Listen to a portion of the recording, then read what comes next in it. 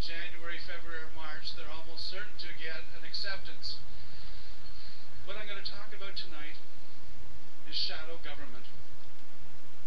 Shadow Government is a book that has just come out in October. It's selling like hotcakes. Random House, my publisher, is absolutely thrilled. It is being sold 50% in secular bookstores and 50% in Christian bookstores. And it is a book that is filled with source citations to prove the most astonishing statements I make. That we are on the road to global government exactly as prophesied by both Daniel and John in the book of Revelation. More than that, that we're moving quickly into a surveillance society unlike that has ever existed or ever could have existed technologically in all of history until now.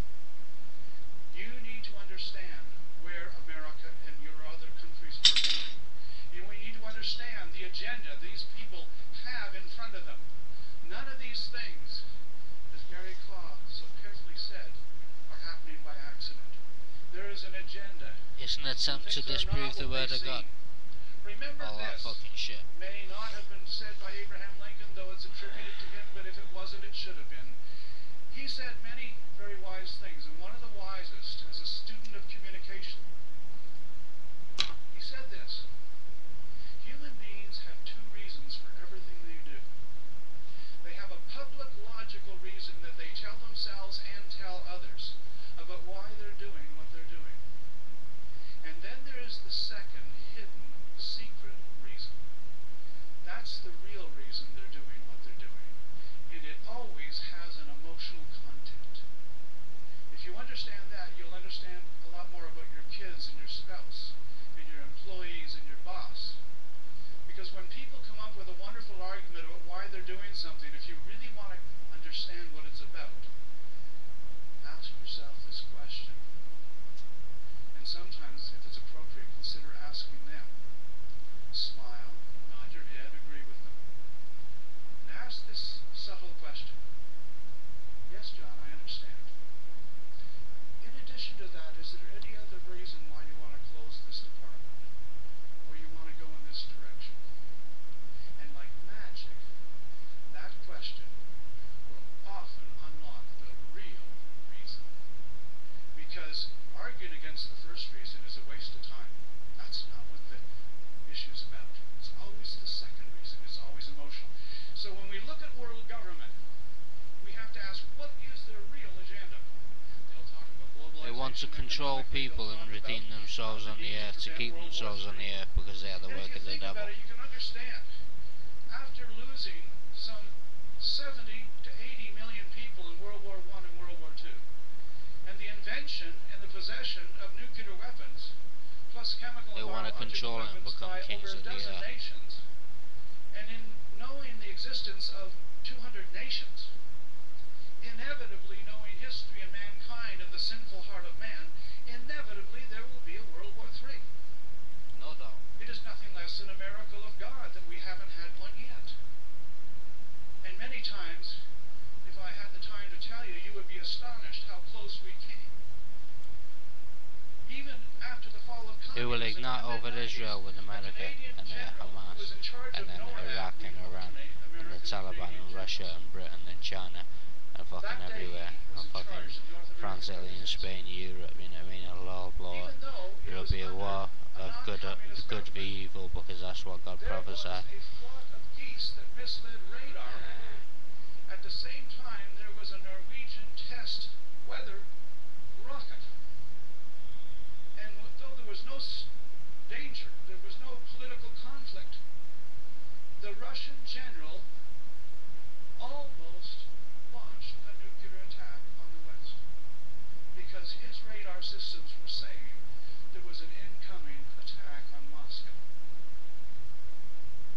One general in Russia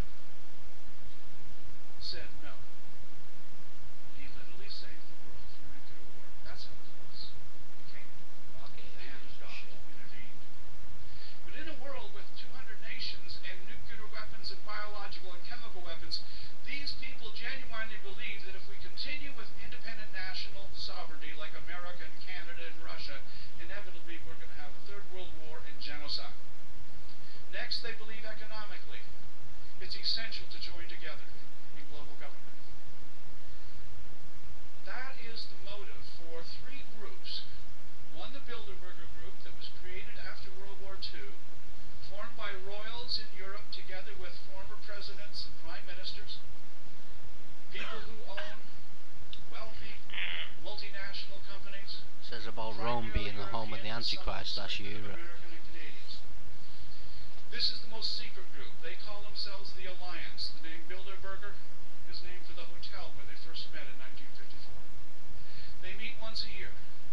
Their goal is nothing less than the annihilation of the Constitution and the national independence of the United States of America, because it is impossible to conceive of a true global government unless America can be somehow shoehorned into UN is that going world towards a organization. global government. It's an America alliance is of simply too countries strong. sticking to one principle, which is a global government. Politically, They're the economically. Antichrist, so are America, And so the are other everyone nations else. are The not going to governments are the surrender their power to Antichrist. a group where America They're the rules. evil.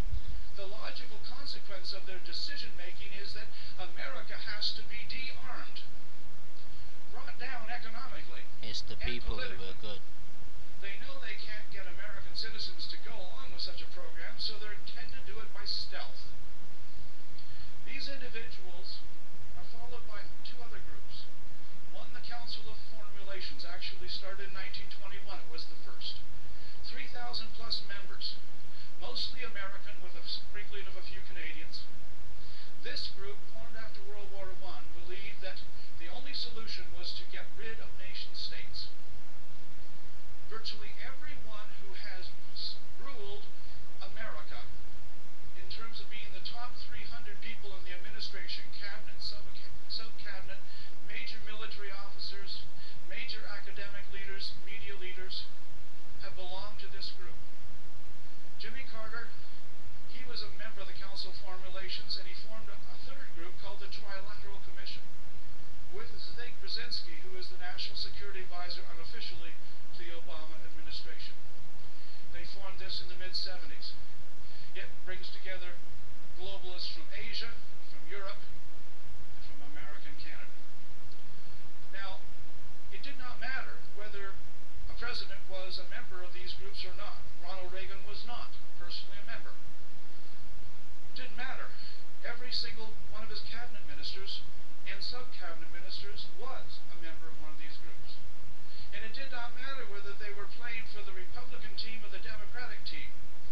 Imagine the excitement of going to a football or baseball game where one man, a multi-billionaire, owned both teams. Freemasons. The only difference was the uniform. How exciting would it be whether Team A or Team B won, when they're both owned and directed by the same person? Well, the same situation obtains. I'm not saying there's no difference of flavor, whether it's Republican or Democratic administration, but there's no difference fundamentally. You're asked to pick Team A or Team B. And that's why don't listen to what they say in elections, because the safest bet, if you're a betting person, would be to bet that they will do the opposite of what they claim they do. Exactly. It has been truly said that the way to tell whether a politician is lying is if his lips are moving. It's true. Privacy does not exist. You don't have any privacy. Get over it. Every phone call you make now is monitored. When I first talked about this and wrote about it in Surveillance Society in the mid-90s, many people thought I'd lost it, that I had become a conspiracy buff, because I was documenting that which no one had documented before. I talked about a Project Echelon system, which created by the 5 English-speaking victors of World War II, United States, Britain, Canada, Australia, New Zealand, divvied up the world into 5 and monitored every radio